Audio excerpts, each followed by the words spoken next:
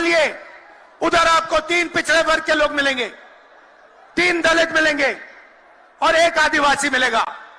और अगर हिंदुस्तान की सरकार 100 रुपए खर्च करती है, बजट में अगर 100 रुपए खर्च होते हैं तो 73% की 6% की 6 रुपए की भागीदारी बनती है।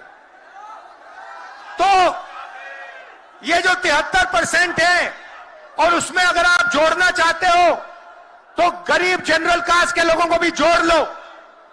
इनके लिए इस देश में कोई रास्ता नहीं बचा है।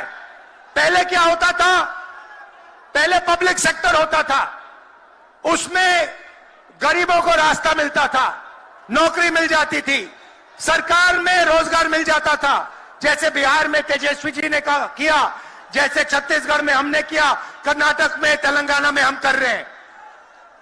मगर नरेंद्र मोदी जी ने ये सारे के सारे रास्ते बंद कर दिए। सेना में आप जाते थे, वहां अग्निवीर लागू कर दिया। अब देखना, अग्निवीर लागू किया और अग्निवीर में पहली बार इस देश में 2 तरीके के शहीद होंगे। एक शहीद होगा, उसको शहीद का दर्जा मिलेगा, उसे पेंशन मिलेगी, उसे कैंटीन मिलेगी और उसे गांव में, शहर में आदर मिलेगा।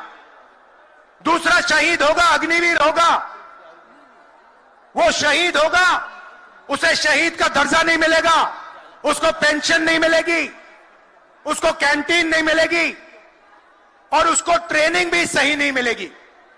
एक तरफ चाइना के सैनिक, पाकिस्तान के सैनिक सालों की ट्रेनिंग लेते हैं,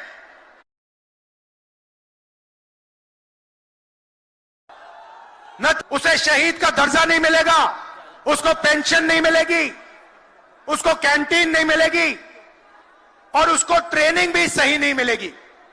एक तरफ चाइना के सैनिक, पाकिस्तान के सैनिक सालों की ट्रेनिंग लेते हैं और हमारे युवाओं को नरेंद्र मोदी 6 महीने की ट्रेनिंग देने के बाद उनके सामने खड़े करने की कोशिश कर रहा है। नतीजा आप जानते हो। मैं ज्यादा नहीं बोलना चाहता हूं क्योंकि लालू जी को बोलना है। ये देखो, लालू जी को बोलना है, मगर मैं सिर्फ ये कहना चाहता हूं, बीजेपी के लोगों को गलतफहमी में नहीं होना चाहिए। हम लोग बीजेपी से, आरएसएस से नहीं डरते। हमें कोई फर्क नहीं पड़ता। हम देश के लिए लड़ते हैं, हम देश के लिए मरने के लिए तैयार हैं और हम बीजेपी को, आरएसएस को यहां से हटा के इंडिया की सरकार बनाकर दिखाएंगे। आप सबका दिल से बहुत बहुत धन्यवाद। नमस्कार, जय हिंद।